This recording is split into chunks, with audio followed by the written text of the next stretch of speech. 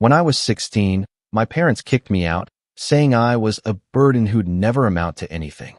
13 years later, I watched my parents walk into federal court in handcuffs, sentenced to 7 years behind bars for the very scheme they chose over their own son. Now they won't stop calling me from prison, begging me to bail them out. I, 29M, stood in the back of the federal courtroom wearing a suit that cost more than everything I owned when I was 16. The irony wasn't lost on me. The bailiff led them in through the side door. My mother had aged badly. Prison orange washed out her already pale complexion, and her hair hung limp around her shoulders instead of the carefully styled waves she used to maintain. My father shuffled beside her, thinner than I remembered, his shoulders hunched forward in defeat. Neither of them saw me in the gallery. They were too focused on the judge, their lawyer, the reality of what was happening. 7 years. The judge's voice echoed through the courtroom as he read the sentence. Securities fraud, wire fraud, money laundering. The list went on. My father stared straight ahead. My mother covered her face with her hands. I felt nothing. Maybe that should have bothered me, but it didn't. The memories came anyway. I was 16 when they sat me down at the kitchen table and told me I needed to leave. Not because I'd done anything wrong. Not because I was violent or using drugs or failing school. I was simply in the way. My mother explained it like she was discussing the weather. They had an opportunity, a business venture that required their full attention and resources. I was old enough to figure things out on my own. My father nodded along, already mentally counting whatever money they thought they'd make. I asked where I was supposed to go. My mother suggested I call some friends. My father said I'd never amount to anything anyway. So what difference did it make whether I left now or in 2 years? Those exact words. A burden who'd never amount to anything. I packed a duffel bag that night. Took my birth certificate, social security card, the $300 I'd saved from my part-time job at the grocery store. I left before dawn because I couldn't stand to see their faces again. The first month was hell. I slept in my car, a beat-up Honda that barely ran. I parked behind the grocery store where I worked, showered at the gym using a membership I couldn't really afford. My manager noticed something was off. She was older, had kids of her own. She didn't pry, but she started scheduling me for more hours. I ate dented cans and day-old bakery items the store couldn't sell. One night, she asked me directly if I had somewhere to live. I tried to lie, but I'd never been good at it. She made a phone call right there, and within an hour, I was meeting her brother who managed an apartment complex across town. He had a studio in the basement, technically a storage room with a bathroom. $200 a month. I took it. I finished high school at night, working full-time during the day. Slept 4 hours if I was lucky. The guidance counselor tried to talk to me about college, but I couldn't think that far ahead. I was focused on surviving the week, making rent, keeping gas in my car. Then I met someone at work who changed everything. He was a regular customer, always bought the same things, always polite. We got to talking one day, and he asked what I was doing with my life. I told him the truth. Working, trying to save money, no real plan beyond that. He owned a small IT consulting company and needed someone to help with basic troubleshooting and customer service. No experience necessary, he'd train me. The pay was double what I made at the grocery store. I started the next week. Turned out I was good with computers, good with people. I learned fast, stayed late, took on extra projects. Within a year, he promoted me. Within 2 years, I was managing client accounts. He taught me everything about the business, treated me like family. When he retired 5 years later, he sold me the company at a price I could actually afford, with terms that made it possible.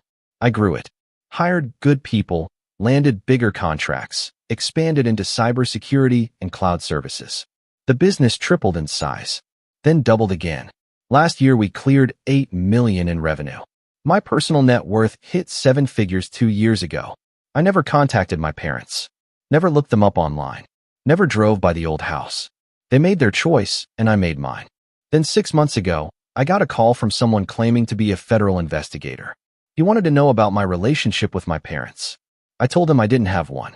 He asked when I'd last spoken to them. 13 years ago, I said.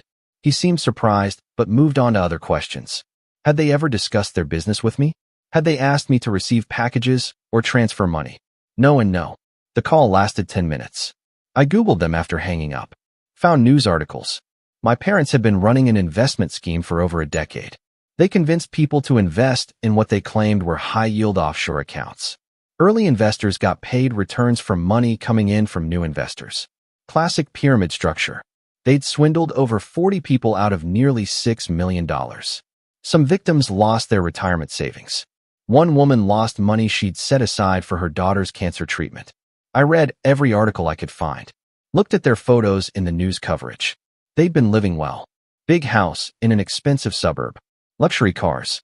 Vacation photos on social media showing trips to Europe, the Caribbean, Hawaii. All funded by stealing from people who trusted them. The trial lasted 3 weeks. I didn't attend until the final day, the sentencing. I wanted to see it end. Now I stood in the courthouse parking garage, loosening my tie, when my phone buzzed. Unknown number. I let it go to voicemail. Then another call. Another voicemail. I checked the messages. My mother's voice, shaky and desperate. She'd somehow gotten my number. She was crying, saying she was sorry, that they never meant for things to go this far. She needed my help. They needed money for commissary, for phone calls, for better legal representation to appeal the sentence. I was their son. I had to help them. Family was supposed to stick together. The second message was my father. More direct, more demanding. He'd heard I was doing well, running a successful business. They were family. Blood. I owed them. They'd raised me, fed me, put a roof over my head for 16 years. The least I could do was help them now when they needed it most. I deleted both messages. The calls kept coming. Every few days at first, then daily. Different numbers, always collect calls from the prison. I blocked each one. They found my business number. My assistant started screening calls from correctional facilities. They wrote letters. Long, rambling things that swung between apology and accusation. My mother wrote about how hard my childhood had been for her, how stressed they'd been about money. My father wrote about family obligation, about duty, about how I'd be nothing without them giving me life. I burned the letters without finishing them. Update 1. 3 weeks after the sentencing, my uncle showed up at my office. I barely recognized him. I hadn't seen him since I was maybe 12. He was my father's younger brother, lived a few states away. My assistant tried to stop him, but he pushed past her, barged into my office like he owned the place. He wanted to talk about my parents, about how I needed to step up. They were family, and they were suffering. The conditions in federal prison were terrible. They needed money for basic necessities. They needed a good lawyer for the appeal. They were counting on me. I let him finish. Then I asked him one question. Where was he when they kicked me out at 16? He shifted uncomfortably. Said he didn't know about that. They'd told him I'd gone to live with a friend, that it was my choice. I laughed. Actually laughed in his face. Told him I'd lived in my car. Worked 2 jobs. Finished school sleeping 4 hours a night in a basement storage room. Asked him if that sounded like a choice. He tried to backtrack. Said that was in the past. This was about the present.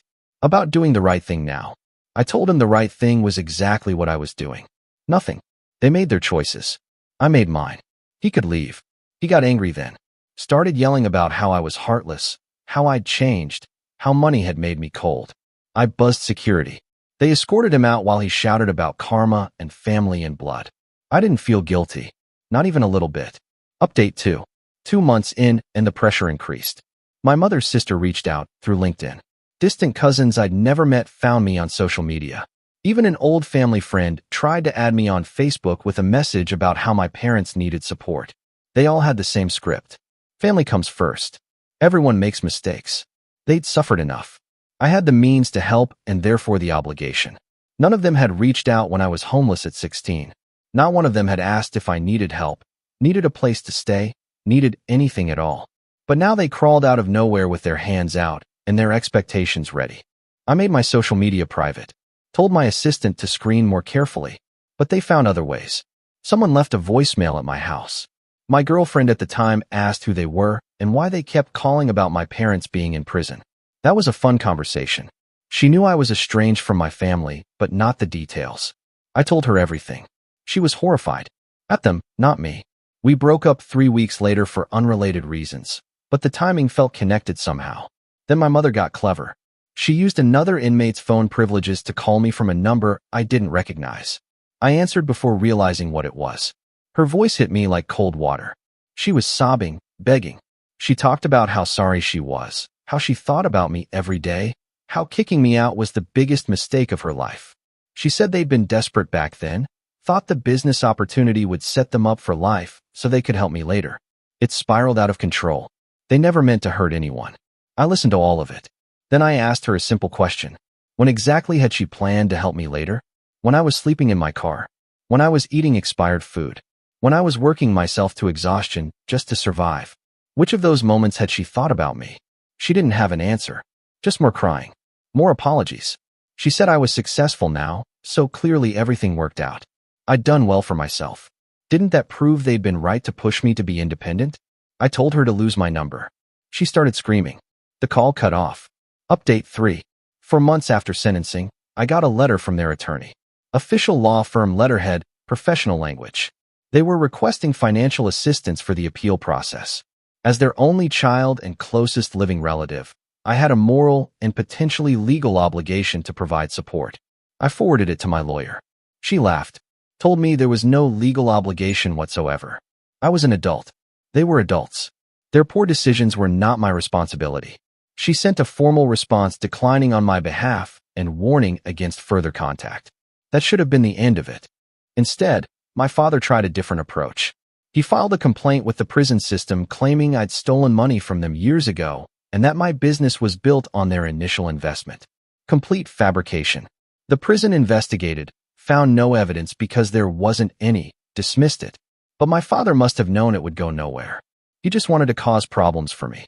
Wanted to make my life difficult the way his life was difficult. I had my lawyer send a cease and desist. No more calls. No more letters. No more false claims. Any further contact would result in a restraining order and potential legal action for harassment. The communication stopped. For about 3 weeks. Then I got an email from a journalist. She was writing a story about white-collar crime and family estrangement. She'd heard about my situation and wanted my perspective. Someone had reached out to her, someone connected to my parents, and fed her a version of events where I was the villain. The ungrateful son who abandoned his parents in their darkest hour despite having the means to help. I agreed to talk to her, told her everything, showed her documentation. The investigator's report confirming I hadn't spoken to my parents in 13 years. Records from my high school showing I'd been enrolled in night classes while listing my address as that basement apartment. Bank statements from back, then showing my poverty-level income. Tax returns proving I'd built my business from nothing without any family investment. The story ran 2 weeks later. Fair and balanced. It included quotes from some of their victims. One woman talked about losing her retirement. Another man talked about his daughter's medical bills. The journalist presented the facts clearly. My parents were criminals who'd hurt dozens of people. I was a victim of their selfishness long before their legal troubles began. The article spread online. People shared it, commented on it. Most supported my decision. Some called me cold. I didn't care either way. Update 4. I'm writing this 6 months after their sentencing. The calls have mostly stopped. I still get the occasional letter, but I don't open them anymore. My assistant just files them away in case I ever need documentation of harassment. My business is doing better than ever. I hired a new director of operations. We landed a major contract with a healthcare system.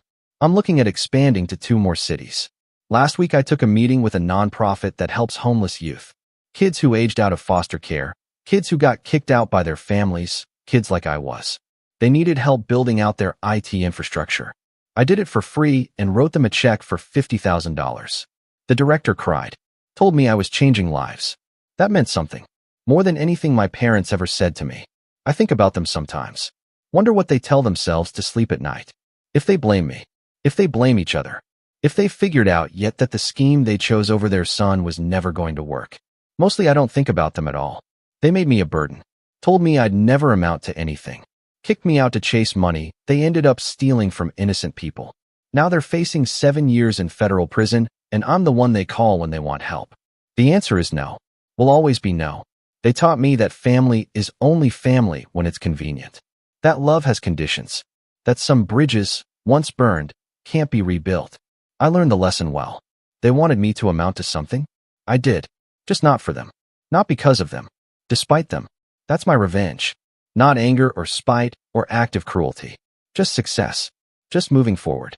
Just living well while they face the consequences of their choices. They call from prison and I don't answer.